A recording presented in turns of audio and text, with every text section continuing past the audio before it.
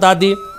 और चलिए अब चारों पैनलिस्ट हमारे साथ जुड़े हुए हैं। सबसे किशोर जी, सबसे पहले आप ही के पास जाएंगे। देखिए, मंत्रिमंडल विस्तार हो गया, विभाग भी मिल गया, लेकिन मुझे लग रहा है इस सूची में ना सबसे जो कोटा काटे गए हैं वो जनता दल यूनाइटेड के ही कोटा काटे गए हैं।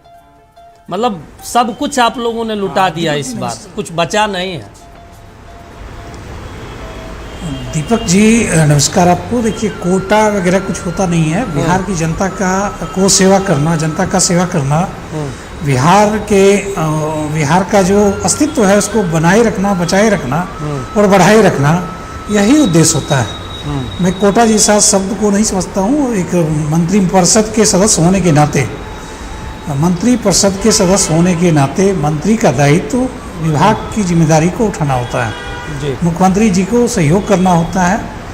अलग अलग विभाग लोग को मिलता रहा है। आपने देखा होगा, हमारे माननीय मुख्यमंत्री जी जब प्रथम बार केंद्र में मंत्री बने थे, केंद्रीय कृषि राज्य मंत्री, महज 150 दिन वो सांसद के तौर पे रहे थे संसद में, और उसके बाद कृषि राज्य मंत्री के तौर पर उनकी पहली मंत्रिपरिषद में शामिल हुए थे वो। और आप जब उस प्रोसीडिंग्स को देखेंगे, लोकसभा के प्रोसीडिंग्स को, तो महज कुछ महीनों की सरकार में उन्होंने एक इबारत लिख दी थी।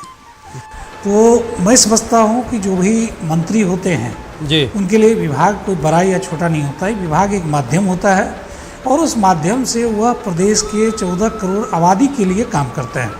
उदाहरण स्वरूप मैं बता दूँ कि अगर कोई पर्यटन विभाग का मंत्री है तो जरूरी नहीं है कि पर्यटन विभाग किसी स्पेसिफिक बड़ा या छोटा है।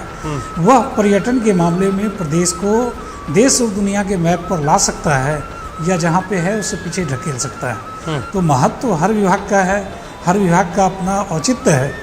और मैं समझता हूँ कि जिस किसी मंत्री महोदय को जो भी विभाग मिला है, अगर अपनी ईमानदारी के साथ वो अपने दायित्व का निर्वहन करते हैं, तो बिहार को विकसित होने से, बिहार को शीर्ष पर आने से कोई रोक नहीं सकता है।